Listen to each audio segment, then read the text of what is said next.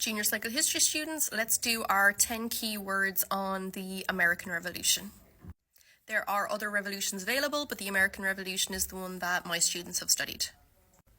The Stamp Act was a method of taxation. It was a stamp on all kind of paper and legal documents. So you had to pay to have these documents stamped.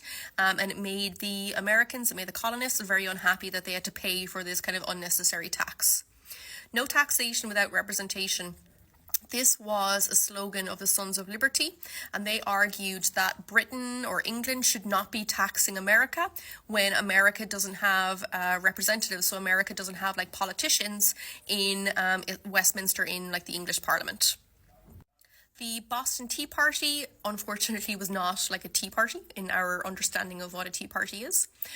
Colonists dressed up as Native Americans and they snuck on board ships, tea ships in Boston Harbor, and they threw all the tea overboard.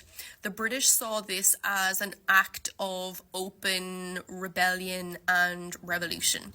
And in response to this, Britain closed Boston Harbor until like the cost of the tea had been paid back. The Continental Congress, that refers to a meeting of representatives from each of the colonies.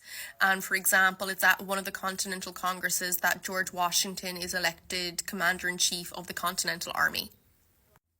Valley Forge is where Washington and his troops spent the winter of 1777 to 78.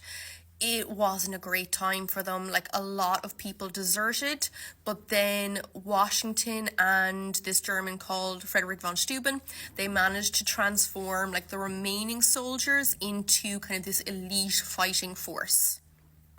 George Washington, we've mentioned him already. He was Commander-in-Chief of the Continental Army during the American Revolution. He also went on to become the first president of the United States, and you can see him on the $1 bill today. Common Sense was a pamphlet produced by a writer called Thomas Paine. It's one of the causes of the American Revolution. It was just encouraging Americans, colonists, to take kind of control of their own country to fight for independence. Guerrilla tactics refer to hit and run or ambush tactics. Look, the English army at the time, the Redcoats, they were the best army in the world, okay? They absolutely excelled at very traditional warfare. So marching all your soldiers into a field and they line up, against the enemy and they literally walk towards each other kind of firing. So the Redcoats were unreal at that. The colonists realised they had to take advantage of the fact that they understood the ground, the area, the territory, and so they started planning out these hit and run, these guerrilla tactics instead. You will see Michael Collins and the IRA using guerrilla tactics later on in the Irish War of Independence as well. It works when a particular group knows the area and the territory very well and the others don't.